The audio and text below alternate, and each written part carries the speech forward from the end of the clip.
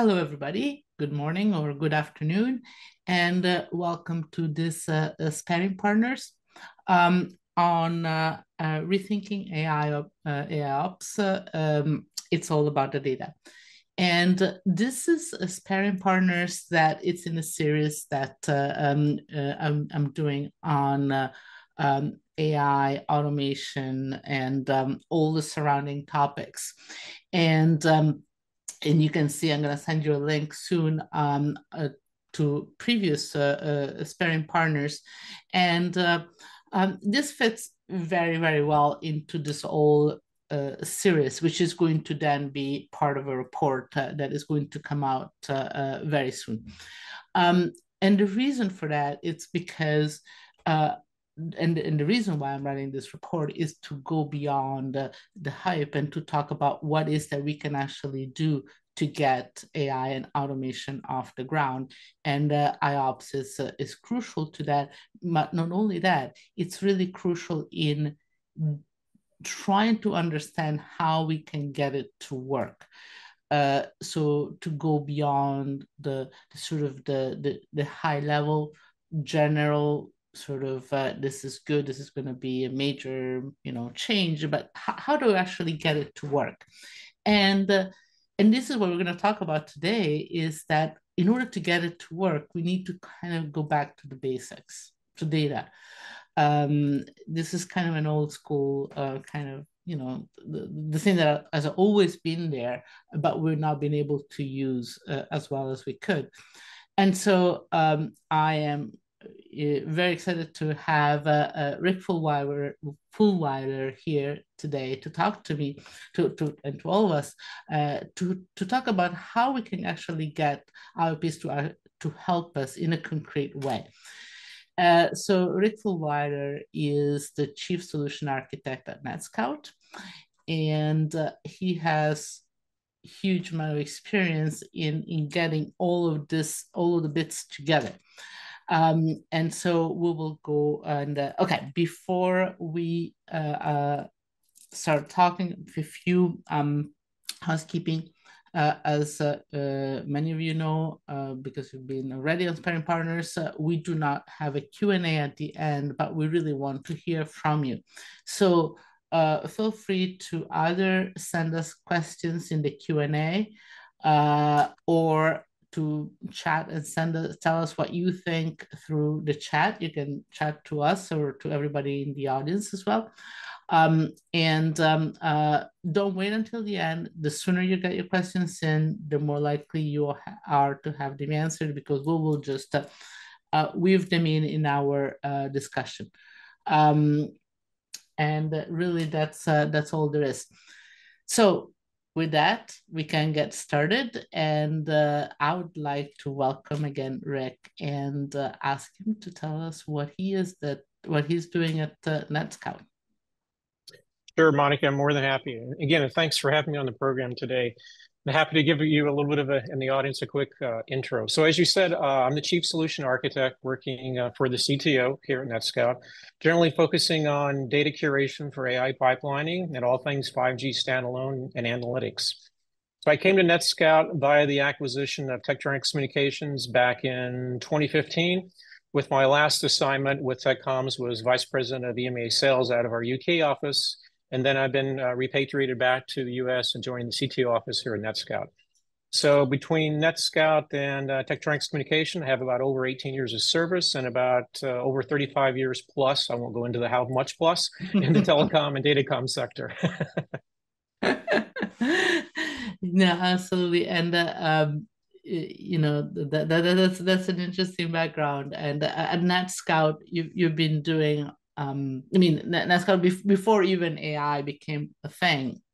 You've been working on analytics, getting the data. So you have a lot of relevant experience here that you're bringing into this new area. Why don't we start by sort of giving people an introduction? So we talk about AIOps. Why is it relevant? Why are we talking about that? Well, I think it's relevant for a lot of different reasons. And I think one of the ones is that the telecommunications industry in general is a little bit of a rough patch right now. I think if you look at revenue growth and profitability, it's starting to decline. Operations costs are actually starting to rise quite substantially, especially with the rollout of 5G standalone.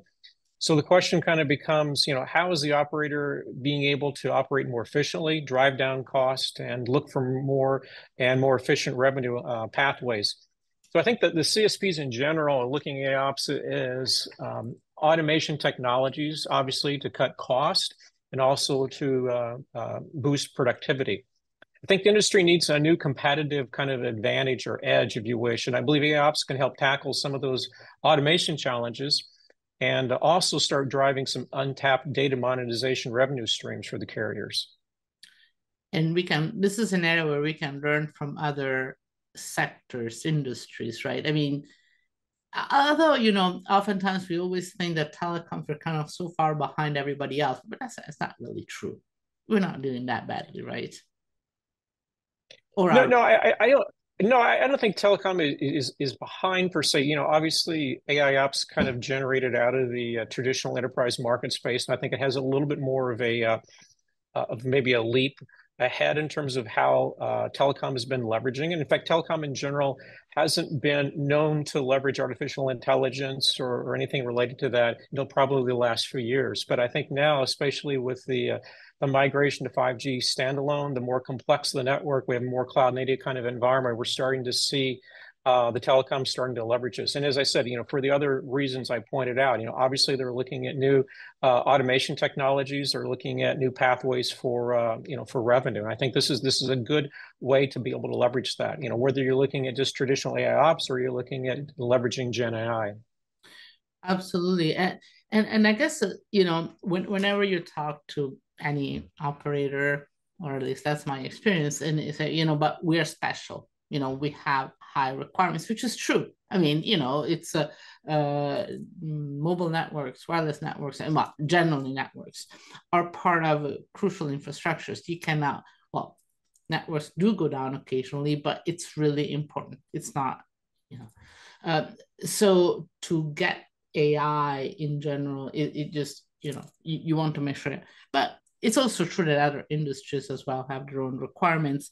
And so is it because we have a situation where there's so much more urgency because we need to deal with the complexity that finally we come around to do it? Or is it that the technology is finally sufficiently good that we can deploy AI in an area that is so crucial? So great question. And I think AI in general obviously has been around for quite some time. So it's just how do you start applying it? Obviously, over the last few years, with the further generation and more curation of the large language models, especially with Gen AI, we're starting to see that. But I think in general, when we think of AIOps, we generally kind of gravitate our thinking toward kind of the modern IT organization, right, which combines machine learning, big data analytics, and other AI and ML technologies to automate and kind of improve the overall IT operational efficiency. But I think in the telecom world, AIOps is not going to be just a buzzword. I think it's really going to start to be their lifeline. And I think it's going to also start empowering the carriers to really start navigating, as I said, these kind of uncharted waters to adapt to new architecture, especially as 5G standalone migrates to a completely cloud-native architecture, and also start kind of refining organizational innovation too. So I think there's going to be numerous use cases for AIOps and Gen AI can be applied, especially when you look at some of the top use cases that I've been seeing. We're looking at how do you improve overall network operations efficiency? Being able to look at it from automated RAN to core to MAC. We're looking at enhanced customer experience. We're looking at insights into customer behavior and preferences. How do we do the overall improvement of net promoter scores? Some unique things that we're seeing is being able to identify traffic patterns and anomalies. When I say traffic patterns, we're talking about like heavy users on fixed wireless access. That in itself is taking up a lot of spectrum, especially if they're not doing it in the right way. For example, if they're receiving more connections than they're generating, that could be the fact that maybe they're hosting rather than actually being a consumer of data. being able to look at monetization use cases of data. There's lots of use cases that marketing is starting to leverage the network data for, obviously anonymizing that data. We're seeing lots of use cases with AI in terms of slicing assurance for enterprise customers too. We have a couple customers overseas that are doing roadway traffic analysis, or they're looking at traffic planning, bridges, railroads, things like that. So there's a lot of use cases. And here, probably in the last 6 to 7 months, more carriers are starting to look at data exposure being open APIs, especially when you start looking at this Karma gateway capability that's out there today too. So I think there's a lot of avenues that you could start applying AIOps and also Gen AI for carriers to start looking at new pathways for revenue. Yes, and we're going to go and talk more about the use cases later, but one thing that it's in common here is that AIOps is going to provide a sort of a general framework that you can use for different use cases, which is good because it sort of gives you a generalized way to address to add AI. But the other thing that is in common in all these use cases is the fact that you have to rely on data from the network. No matter what the use case is, that's important. That's fundamental. And maybe you can talk about it because you can say, well, obviously you have your network operator, you have all the data. What's the problem? Exactly. In fact, in NETSCOUT, we kind of call the data the hidden gold within the network. And, obviously there needs to be kind of that mining process to see the gold, right? So when we think about AIOps, we always become so enamored in general with all the cool AI part, right? And we often, to your point, lose sight or track of the critical data that drives the AIOps engines.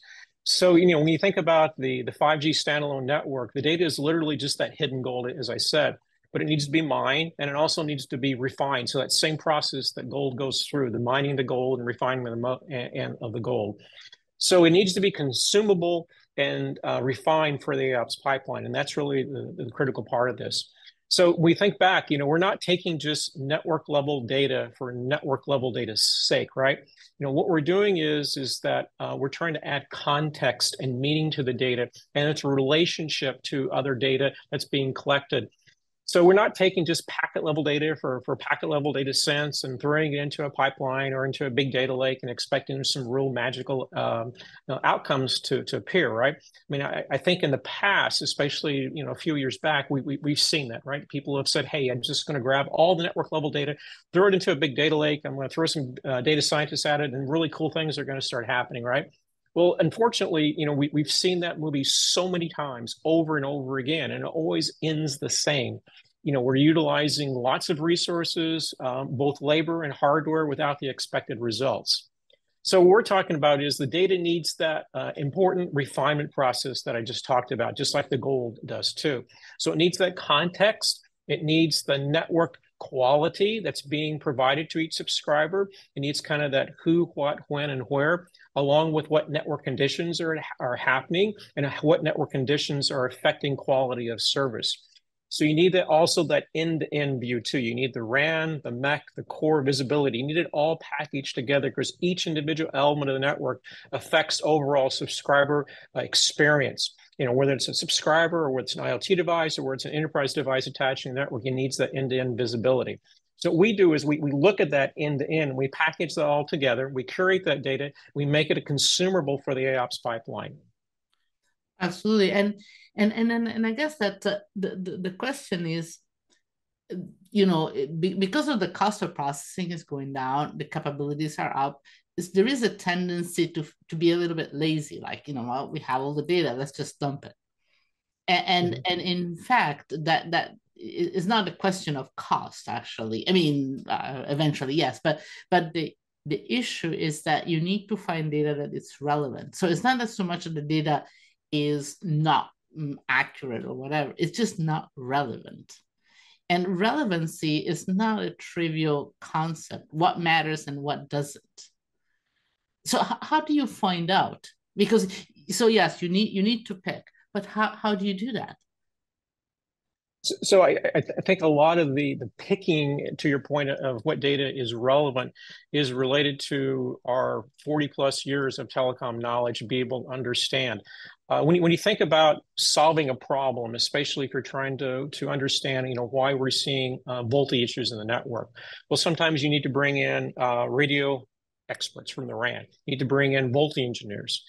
Maybe you need to bring in other engineers inside the organization. So literally, there's a team of people, but those team of people have expertise and knowledge in each of their core competencies. The key to this is how do you take that core competency out of those individuals, and how do you say to yourself, what data is relevant to you to be able to solve your problem? And then extract that from the network and provide that into AIOps pipeline. And that's really the key.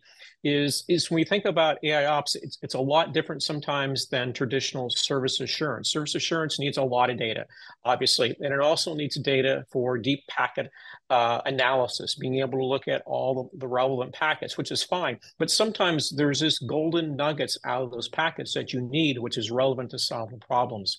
And that's really kind of the secret sauce to be able to understand what's relevant and what data is required to be able to feed the data pipeline. Yes, and so I guess that the relevance of the data also depends on the context, what it is that you're trying to do. So the same bit of data might be relevant in one context, but not the other. Now, that's right. As you mentioned before, the network is becoming more complex, more open, more vendors, virtualized, 5G, standalone. How is that changing how we get the data? I mean, the data that we need in that context. Exactly. So, obviously traditionally, when I can say traditionally, we're going back to the fact that we had, SS7, 2G networks, 3G networks, 4G, 4G VoLTE networks, and everything was pretty much available through a packet broker or some type of physical tapping mechanism. Even looking at the data coming off of the radio access elements, you had the capability of being able to tap the data or the CTRs off of the trace port. Well, to your point, as we're migrating now to a 5G standalone type of network, and we're seeing the migration to container network functions running on K8 clusters, it obviously becomes a lot more trickier. So that tricky part had to be overcome. And NETSCOUT's been working on this problem for quite some time, probably going back at least 3+ years. And we started working with a variety of different NEMs. In fact, we did a press release back in October of 2022 with Ericsson and one of our customers, Swisscom.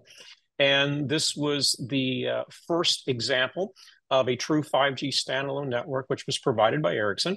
And Ericsson also provided their virtual tap, and they linked their virtual tap directly to our virtual probing architecture. So that process sounds fairly easy. They provided a virtual tap and we provided a virtual probe, but it isn't all that easy. There was a lot of negotiation going back and forth, engineering to engineering kind of level conversations to where we had to ensure that the data still maintained the integrity of the initial 3GPP packets. We didn't lose anything in that process. Because when you start migrating to a more cloud native type of architecture, the plumbing becomes much, much more complicated. We have this concept of NATing, so we didn't understand IP addresses. So we had to work with Ericsson. And in fact, we actually worked jointly with Ericsson to produce this concept of peer info, which went directly into the 3GPP specifications. So there's a lot of work in that process. And along with that cycle time, we're working with other NEMs on that same process. We've also developed a plugin that goes into basically a service mesh, so an Istio Envoy plugin that goes into that. And we're seeing the more cloud native approaches starting to pop up, and we just released the concept of eBPF, which is an extended Berkeley packet filter. So it's an easier way, which is more at the kernel level, to be able to have a packet. So not only do we see the general 3GPP packets from the container network functions in a K8 cluster, but we also see any other applications that may be running in that same environment. So it's a little bit more of a cloud native way of doing it. It doesn't rely upon all the unique individual vendors' VTAPs. Unfortunately, there's not a standard on BTAP, so we had to make sure we had the negotiation and what that looks like on all the NEMs that we're working with. But I do believe the eBPF is probably going to be the go forward way. So it's been a journey. Obviously we had to break through a lot of different barriers to do this, but we think, obviously we've done that. We did that with Ericsson, we did it with other NEMs, and now we're going down the path of being a more cloud native way with the eBPF. And I guess that would be, so on day one, you work with the individual vendor, but then eventually it will just automatically work with different vendors because you do have multi-vendor, every operator has his own vendors, they're multi-vendors. And so, and I guess that's where you can add value because you can sort of have a solution that works across vendors without having to start all over again from beginning. Right. In fact, that's actually a very great point. So obviously, sometimes there's a little bit of nervousness from the from the NEMs to be able to turn on that capability. However, if they are nervous, obviously we could still rely upon the virtual taps that they're providing. We came up with kind of a universal packet converter, if you wish. Because as I said, each individual NEM does their BTAP a little bit differently. So Ericsson may do it differently than Mavenir may do it differently, Nokia, and so on and so forth. So you're right. There's very few single NEM 5G standalone networks out there. There are some examples of it, but there are very few of them. So what we've done is we've come up with a kind of a generic 5G packet broker. So we can take all the different BTAP versions and we can run them through this kind of converter, if you wish, and then send it directly to our probe. So it allows us to have that multi-vendor approach at the same time, producing a common 3GP packet kind of on the output of that. Absolutely. I just saw that there is a question from Aaron for you. I'm going to read it to you. It's pretty long. So anyway, so Rick, do you expect there is a need for a standardized telecom wireless data framework to help better align the data consumption or productivity in processing the data? As we have so many different vendors and they might have different types of data with proprietary data definitions, such as KPI data that are differently defined among vendors.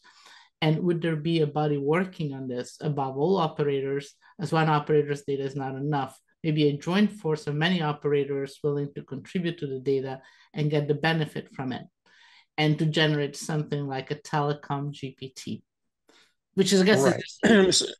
Really so there's a lot of different ways to kind of go with that question. So I think the first part of that is that when we think about standardized telecom data, I mean, obviously there is standardized telecom data. There's a 3GPP spec, right? So every vendor, all the way back to 2G and SS7, followed some specification that was produced, right? So you have SS7 specifications, you have 3GP packet specifications, and that's the good part about it. So that allows us basically to tap the 2G, 3G, 4G network directly off of a packet broker and know that we're going to get 3GPP packets. So that's definitely going to be there, and that specification is definitely out there. Now, obviously, the NEMs could produce extensions to that. For example, they have proprietary extensions, and sometimes you have to maybe be able to support those proprietary extensions, but they're fairly rare, and they're done more for particular carriers for certain additional features that they're paying for. Saying that, I think where the non-standard part comes in, is that when we migrated to more of a cloud-native architecture, it allowed unique things to take place in terms of how those packets are going to be transported and acquired in that cloud native architecture to be fed to a external probing architecture. And that's where that non-standard process comes through. I think to the gentleman's point, or to the individual's point, I think having a standard on a virtual tap obviously would be great. Having one standard says we need the data in a certain amount of time frame. The header of the information should be here, and then the 3GP packet is here. How that's provided and how that's consumed, there definitely should be a standard around that. No doubt about that. However, we believe that maybe eBPF may be a way to solve that. It is a way kind of getting around some of the unique nuances that's being provided by the different versions of virtual taps, but it is a great question. I think related to the KPIs, generally there are specifications, and 3GPP also does a great job of being able to classify the KPIs quite well. One of the things that we found is that some of the carriers actually want to modify that. For example, maybe they want to modify the equation that calculates steer for Volte. So one of the things that we did is we said, hey, we're going to provide that calculation for you in one of our KPIs. But if you want to go in and play with it and create your own version, then we made it fairly adaptable for our customers. So, but I think if we dig into the 3GPP specs, I think that's going to help out quite a bit. The tangential part of that question is it kind of goes back to that telecom knowledge. What there isn't is there isn't really a playbook out there that says, based upon all this packet data, how do I know what's important and what's to look at? And that is true. There isn't that kind of playbook out there that says, I need this from the RAN, I need this from the core, I need this from the MEC, and then I need to assemble that. That's basically years and years of experience you have to then kind of be able to curate and put into those playbooks.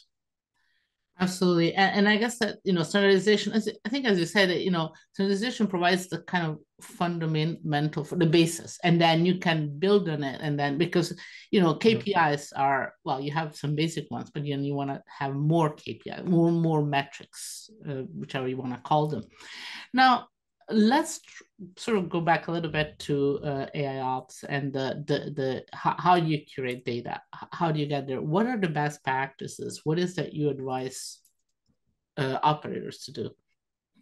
Sure. So if you don't mind, Monica, let's bring up one of those graphics, that first graphic, and let me kind of walk you through. I think hopefully this graphic will help kind of articulate some of those questions for you. So looking at the graphic, if we kind of start from the left side of the graphic and work our way through. So obviously we're looking at packet level data. And from our perspective, it could be 2G, 3G, 4G, 5G standalone. It could be coming from the edge. It could be coming from the MEC. We could be doing this in a fixed environment. It could be, a cable environment. It really doesn't differentiate from us. We're looking at literally packet level information. The issue that with packet level information, to my previous point, is it's very, very high volume. So it's raw packet data at extremely high volumes. We're looking at gigabytes and gigabytes of traffic, especially as we look at it from a user plane perspective. So one of the things we did is that we built these sensors out there to be able to process the data. And as we process the data, we're curating that data specifically for AIOps type of pipelining. So it's a little bit different than traditional service assurance because we're not providing just every little bit of information. We're providing the right information for the right use case. So it goes through that curation process. Thus, it reduces the volumetric part of the data.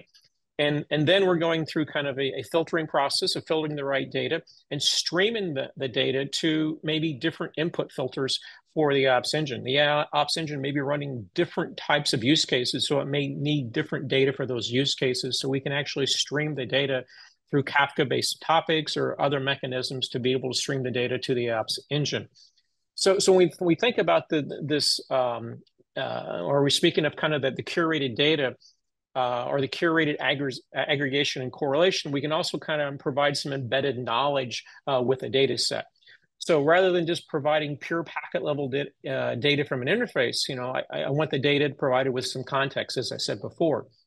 So some of the pre-work can be done before hitting the AIOps engine. And this is kind of the AIOps pipelining process we talked about. So it can look for specific outliers. It can also look for anomalies. From, say, the interfaces, and it can do things such as looking at RTP media, such as when we have call gaps, and that may be happening in a voice over new radio call or even a Volte call. It can kind of pre-analyze where the gaps are. The gaps happening in the middle of the call, at the end of the call, beginning of the call, what's the durations of the gaps? Are the gaps happening on the uplink? They happen in the downlink? Let's do some cost code analysis, so on and so forth. So all that meaningful data is something different, and it's indicating different places of where to look for the root issue. Is it on, say, the IMS signaling side of the house? Is it a packet gateway issue? Is it a handset firmware issue? Is it a RAN coverage issue? Am I having ping pong handovers between G node Bs back and forth? So all this kind of pre-analysis can be packaged up as kind of an intelligent outcome and sent to the AIOps engine for processing with the other data sets. So I think that the key thing kind of keeping in mind here is that the AI ops algorithms really thrive on well-curated data. This allows them to generate more precise insights, rather than leading to kind of just anomaly detection for anomaly detection purposes, right? So that's the key thing, is that the more lean the data is, the more precise the information is, the better the classification, detection, and prediction the AIOps engine can perform. Now, we have the AI sensors here, which is kind of a new kid on the block here.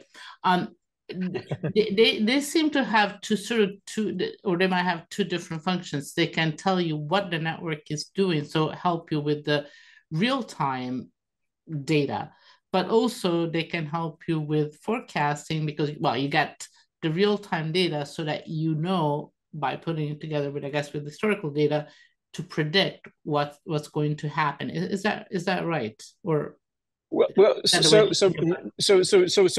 exactly. Obviously, the AI sensors is providing the data right through the AIOps pipeline. The prediction, the analysis, the anomaly detections, things like that are still being provided by the AIOps environment, whoever provides that AIOps environment. And obviously, that's not an area that NETSCOUT is going after. There's lots of large companies that do that. But if we take a step back and we look at the AIOps kind of sensor, it's really truly a highly scalable and a programmable software component that runs on COTS hardware if you want, or it can run obviously in a virtual environment. So it supports the similar concept of packet level data processing, but it's tailored specifically to feed user-defined data sets to an AIOps pipeline, rather than using the data for service assurance use cases, I said before, which generates lots of detailed level data, which is perfectly fine, and obviously down to the packet. This data is more refined. This data is actually driven by specific use cases that are being built inside the AIOps pipeline.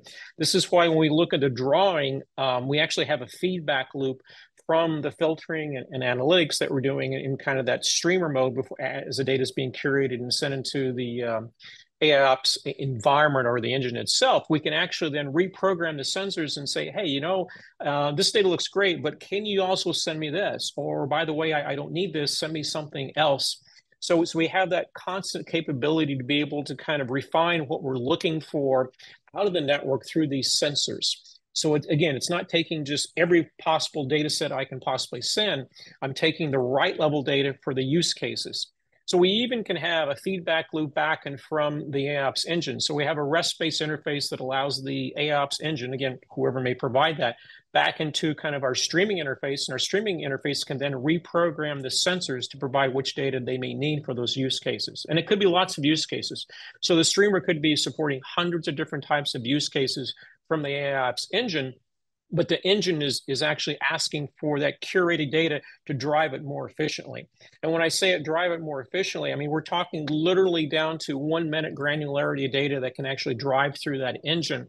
And these AIOps engines then can produce results very, very quickly.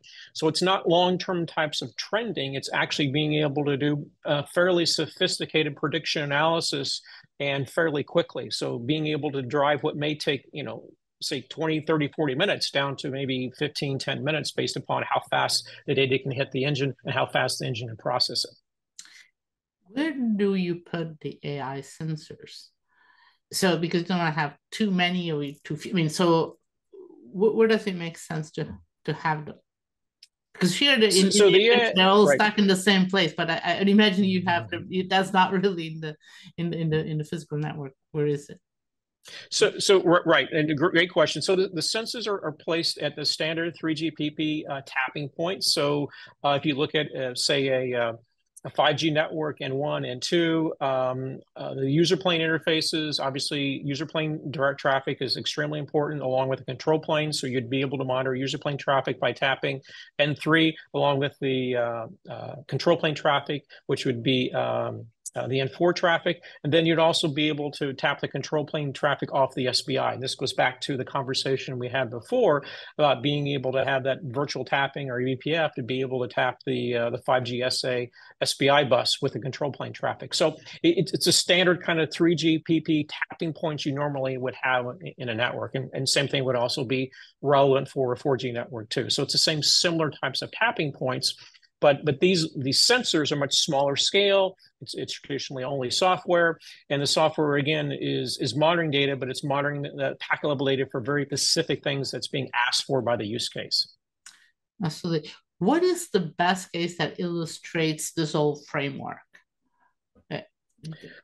Right. So I think one of the use cases that's interesting, and in fact, if you don't mind going to the second graphic, that can maybe be of interest here.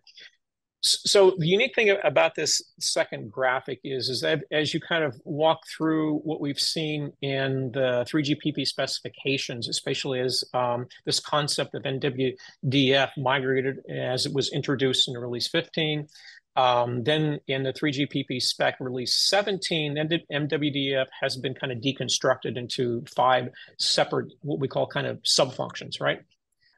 So since this original design was getting data directly from each 5G network function via queries, it was placing additional strain on the network functions to kind of service these queries.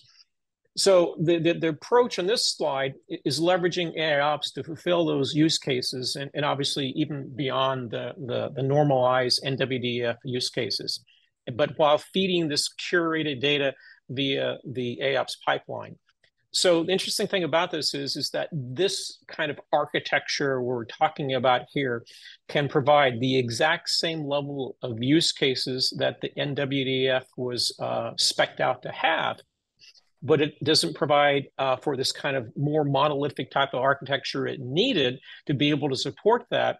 And it's not directly querying the network functions any longer. So we're not placing any resource strain on the 5G network components. And we don't have that overall complex architecture to be able to support that. So the other thing that we provide when we think about this kind of concept is we're also providing kind of a holistic view. We're providing the radio access view along with, the radio access view provides all the radio parameters of what's going on a per subscriber basis. We're providing what's taking place and the visibility of the applications that might be running in the Mac, and obviously everything that's supporting that from a core network perspective. So all the user plane traffic along with control plane traffic being monitored in the core. So again, we have that holistic view now on all this data is being fed with the right level of information to the AIOps engine. So it can support all the traditional types of NWDF use cases, and it's a much more pliable architecture, which is now under the service provider's kind of command and control. So it's no longer kind of the off-the-shelf black box, if you wish, but rather utilizing a carrier AIOps as kind of the brain, running the use cases that are more business relevant to the carriers. This allows a carrier to decide which use cases it needs to run for its particular business, and rather than just going down a list of 3GPP use cases and saying, hey, I checked the box, but is it really relevant to the business? And I think that's the key part here. So this allows the carrier to have still tight control over the 5G SA network, while also providing a platform to migrate to an automated control as they see best. So really it starts setting up kind of a nice crawl, walk, run strategy for them. So kind of this allows the carrier to go through that adoption period, learning how to leverage kind of the derived statistical network resource usage data, along with the how the AIOps kind of calculates and improves overall service efficiency for the 5G network. So this adoption period can have multiple different phases, for example. So it kind of allows the carrier to tune the AI algorithms within the AIOps engine to fit their business use cases and their business parameters. So it gives them kind of a level of comfortability, as I said before, kind of having an automated network configurations performed based upon dynamic network or service conditions. They can kind of work their way into this. So initially, they can start with, say, the radio access part of the network, and where the AIOps engine can drive maybe dynamic radio topology, power control settings on, say, multi-millimeter wavelength. It can look for interference. It can look for migration or mitigation techniques. We can look for, say, energy efficiency improvements. We can even look for 5G SLA slice violations, and then provide command control back to the orchestrations for mitigation. So from there, the carrier can also start introducing even more use cases, and they can bring in dynamic resource allocation to the core, so on and so forth. So the key aspect of this is that this provides a carrier really with the highest resolution of data through the AIOps pipeline, which is really derived before, as I said, directly off of 5G SA network packets. So it gives them this platform by leveraging the AIOps engine for more flexible use cases. So they can harness the smart data, and they can also then drive the NWDF use cases and also build upon that for other use cases for monetization and so on and so forth. So it gives them kind of this universal platform, if you wish. But again, everything being fed off the 3GPP packet level data off the network.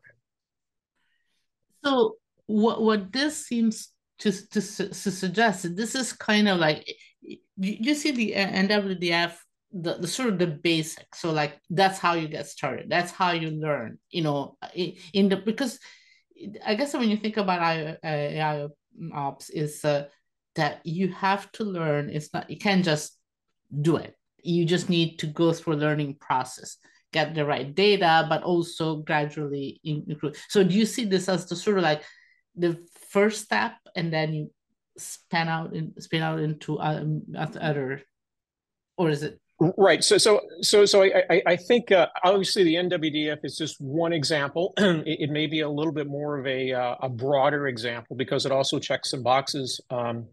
Not only solving the use cases that's been brought to the 3GPP environment for NWDF's sake, but also this particular example solves the use case of not have to query the container network function. So it puts less stress on the network itself by leveraging the packet level data for the same basic use cases.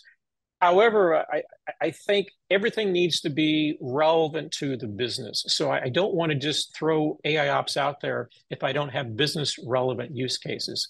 And this is really the key. I think it goes back to the introduction that we talked about. What are the business drivers?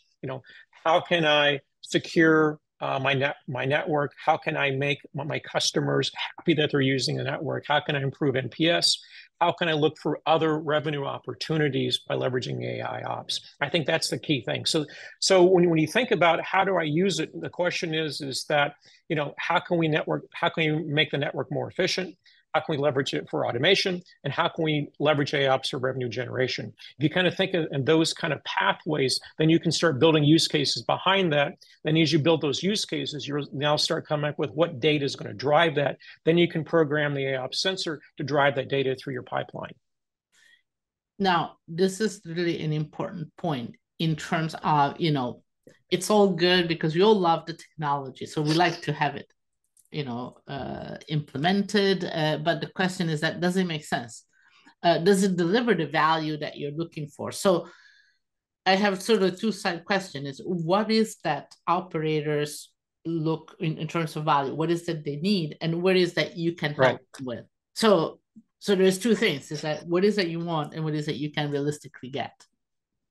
Right. Well, so I think it goes back to those multiple different pathways, we were talking about. So I think there's multiple different ways to be able to, to measure whether or not that I'm delivering value back to the business. So, for example, am I improving NPS? Is the net promoter score rather, is it increasing? Am I able to identify network patterns and anomalies faster?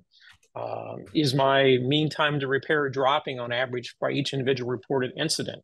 And I think this is real important because, trust me, the VPs of either network operations or other VPs inside the organization look at these KPIs. In fact, a lot of them are actually bonus based upon how these KPIs are starting to trend down. If I'm able to solve problems faster, if I'm able to find root cause faster, those KPIs are dropping, VPs get their bonus. And if we look at new monetization use cases, all these new monetization use cases starting to pay off. Are they generating revenue for the business? So I think there's a lot of ways to be able to tag certain types of metrics and certain types of measurements to determine whether or not that these use cases are driving value back into the business. Absolutely. So there is a lot of ways to look at it. How is it? is it easy to quantify it? And how do we go about it? I mean, to quantify the benefits. Right. Well, I think that again, I think that the be able to quantify it, I think it goes back to those measurements. Obviously, if we're coming up with very sophisticated measurements to determine if we're generating revenue back to the business, obviously that can be quantified, can be measured and quantified. If my KPIs are trending down, and obviously, we're measuring those KPIs. We're looking at what is the mean time to repair, as an incident is reported. So I think there's lots of ways that are built into the current measurement and monitoring systems today, whether or not the carrier is going in the right direction. Obviously, churn is another way to be able to look at. Is churn starting to go down? So I think there's definitely different ways of having the ability to measure each of those use cases. What about new services getting more revenues? So more revenues for new services. Is that how much of a scope for that is there? So I think there's definitely, so obviously the carriers are always looking for different adjacencies to go after, right? And as I said before, some adjacencies of them outside of, say, churn or looking at NPS or mean time to repair, they're always looking for other adjacencies which are related for data monetization. I think there's lots of adjacencies in that area. New marketing use cases. What are my subscribers doing? How can I market certain types of offerings to my subscribers? Can I have open APIs and partnerships with, say, other vendors? Can I say that I want to provide maybe the ability to have, a higher quality of video in a certain venue, and I partner with some other, manufacturer that can actually provide that particular video for me. So I think the carriers are always looking for other avenues and other areas and other adjacencies of how they can leverage the network level data, definitely. And then they have to. And as I said before, I think this is one of the quote prime directives right now. It's getting very complicated. They put a lot of investment into the spectrum for 5G. They put a lot of investment into the 5G packet core. Slicing starting to come out, so they will see potentially some return on investment on that. But they're always looking for new adjacencies where they can start leveraging the 5G network data or even the 4G network data for that sake, and how they can do other partnerships to drive their business outside of kind of their core competency.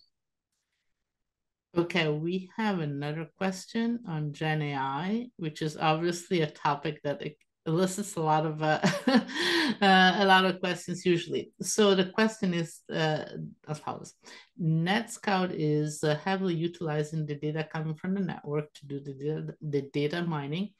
And now, what about the Gen AI perspective? Is Gen AI is about to generate?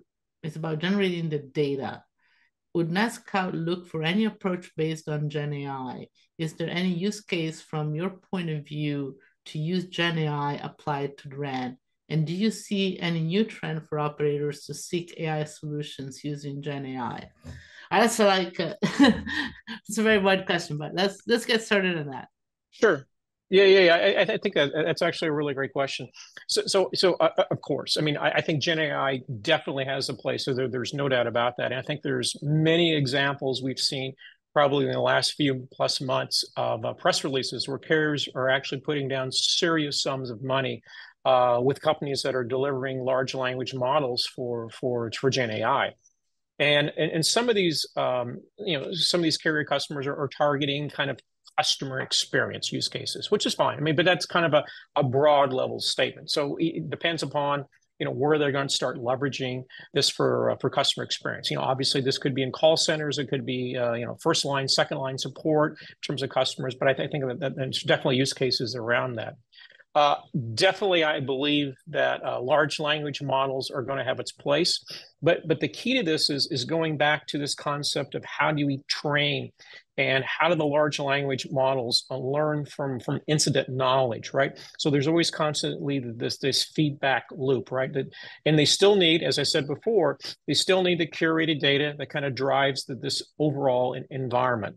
In fact, if you take the converse of this and you flip it over to what's happening on the enterprise side of the house, you kind of have these teams. They're called site reliability engineering teams, right? And they have this concept called runbooks. And Runbook says that when I see these kinds of problems, based upon X number of years of knowledge, I do the following different types of things. So it's a little bit more sophisticated than flowcharts, but it kind of has that same similar concept. So you see a lot of these SRE teams starting to take these runbooks and inject them and train large language models to go off and solve these problems or look for these anomalies and these issues much more faster. It's the same kind of concept that I think we're seeing also in the carrier space too. It's a little bit of a different type of team concept because now we're dealing with multiple different teams. We're dealing with a lot of different types of expertise, as I said before, whether it's radio access side, whether it's RAN or other parts of the network. But it has the same kind of concept. One of the things that we did with at NETSCOUT is we kind of created these kind of similar concepts of runbooks. We call them playbooks. So it allowed us to be able to train some AI algorithms to what to go off and look for, what data was relevant to solve these different types of problems. So I think back to the question, yes, definitely large language models that drive AIOps platforms is going to have its place. Being able to do that in a RAN environment, as it was being asked, yes, definitely for maybe self-organizing networks, especially as you get into the decomposed Open RAN environment with the RIC controller and so on and so forth. There's lots of opportunities to kind of plug into that data and be able to do multiple different things that's taking place on the radio access side, especially looking at beamforming and waveforming capabilities, being able to direct it based upon where the customers are. So I think there's a lot of applicability in that space too, no doubt about it on the RAN side. But at the same time, isn't it that the rest of AI, the non-gen AI part of it, might be more suitable because in a large language model, it's based on language, and our data in telecoms is actually not language. So maybe you want to have something that is a little bit more specific, that it's kind of also smaller, that might be more applicable, more relevant to what the kind of things we have to deal with.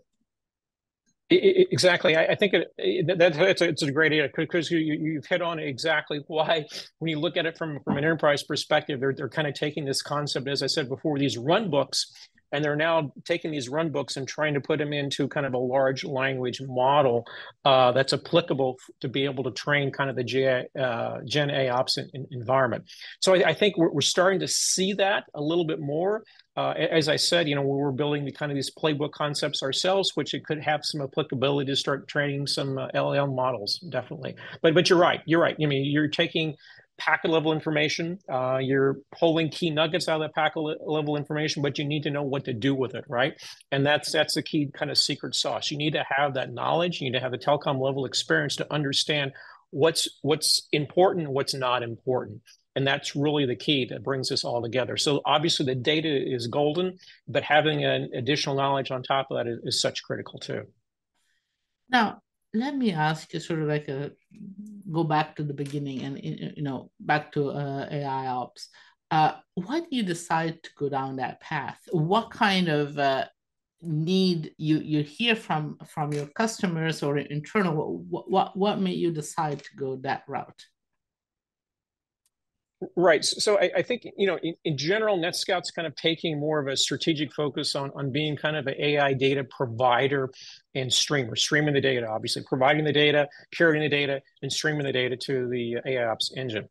And, we really believe that our data is the best in the industry, and it's essential for AIOps environment. It has to have basically extremely good, high quality or high fidelity data. So, we provide this high quality, accurate, and timely data. And another part of this is how quickly can we provide the data to the ops engine.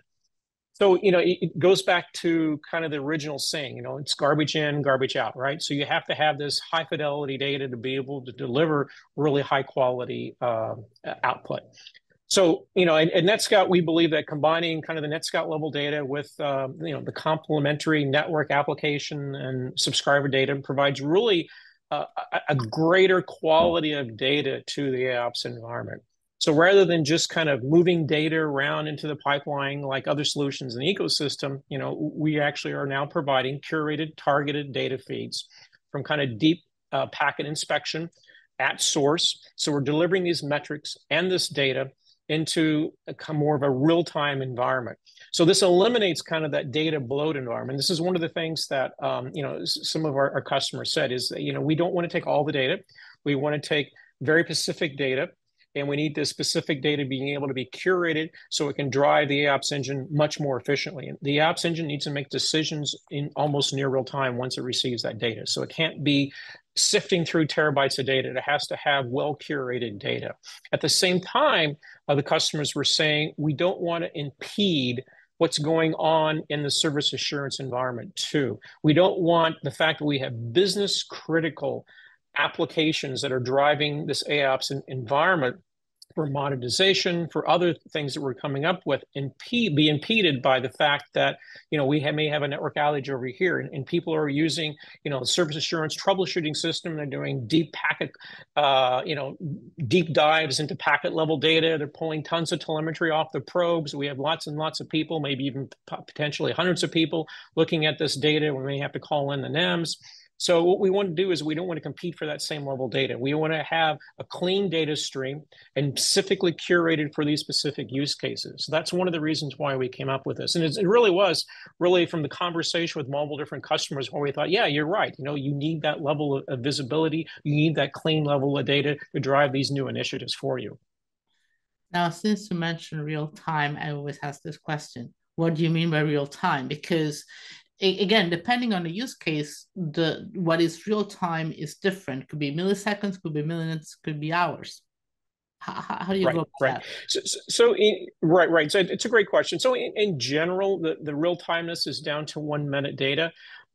Getting data faster than that, it depends upon the use cases. Obviously, maybe if you're doing this for security type of reasons, you may want the data a little bit faster.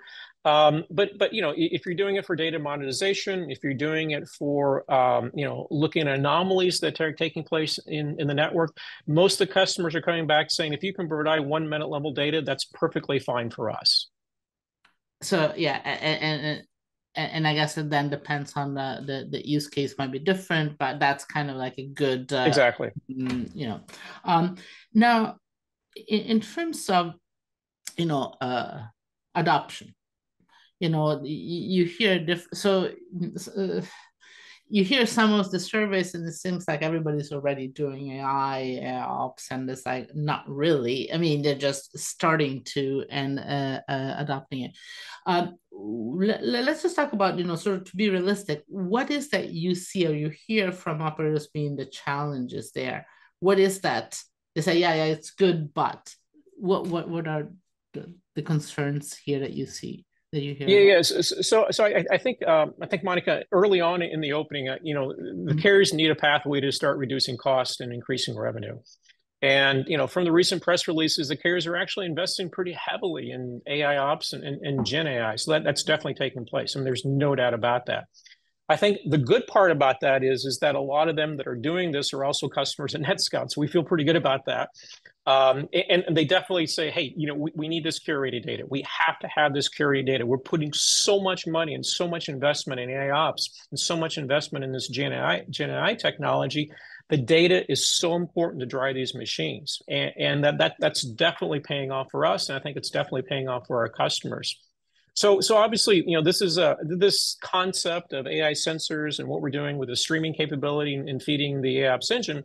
It's kind of a new offering for us. But the good thing is that we're seeing really good early adoption. So it is starting to take off. There's no doubt about that. And as I said, there's multiple press releases. There was one that came out from Swisscom with NVIDIA investing over $100 million in Gen AI. So you can see some serious money going after this sector. Absolutely, but at the same time, like reliability, like, well, obviously people talk about hallucinations in Gen AI, but in general, reliability is an issue because you don't have the same granularity of control, because obviously you have a model that you want to automate. Is that an issue? Or I guess that what you're doing is basically addressing a lot of those a lot of concerns of reliability, because you work so much on the data that it's fed, so that you avoid the garbage in, garbage out problem exactly from happening. Is that the way you see it? Yeah. So that's exactly right. Obviously, the use cases that are being generated, it's not really NETSCOUT use cases. It's really customer-driven use cases. So, we work together, and it's a collaborative kind of partnership between a lot of our customers. They're saying, this is the use case. What do you think about this level of data? We can say, yeah, but have you thought about maybe this data too? So one of the things that we always want to make sure is we have that level of collaboration between ourselves and our customers, and say that, we want you to be successful. We can tell you what data we can deliver to you. We can even maybe do some pre-processing, as I said before, to make the engine even more efficient as we go through that pipeline. So rather than producing just data for data sense, if we can produce that data with some additional context, or being able to do some pre-processing related to anomaly detection, or be able to put in other additional metrics that may be important for those use cases, we can provide that. So this is why I think that bi-directional communication and partnership with our customers on those use cases is so important, so they could get a better end result. Yes, we're almost at the top of the hour, so let me ask you a final question here. Okay. How do you see it, this whole thing developing over the next few years? As we said, we're just at the beginning. How should we think about adoption? So as I said, this is a new offering for us, and the early signs is we're having great conversations. We're having some customers that are actually starting to leverage this technology, and so we're very hopeful. We're very hopeful this is going to become commonplace over the next few years. And I think why we believe this is because we truly believe, the title of the seminar, it truly is all about the data. Absolutely. And I think, there is really an important thing that no matter whatever the new technology is, you have to have a good foundation. If you don't have a good network, this is not going to solve any problem. It's just, you need to start it in the right place. Well, Rick, thank you so much for sharing your thoughts with us today. It was a great conversation. I appreciate it. Thank you. So thank you all for participating, and let me see here. So we're going to have this conversation available in a few days. Will be soon available, and we'll have more sparring partners. And again, look at the website. And thank you all for joining us, and we'll see you to the next one. Thank you. All right. Thanks, Rick.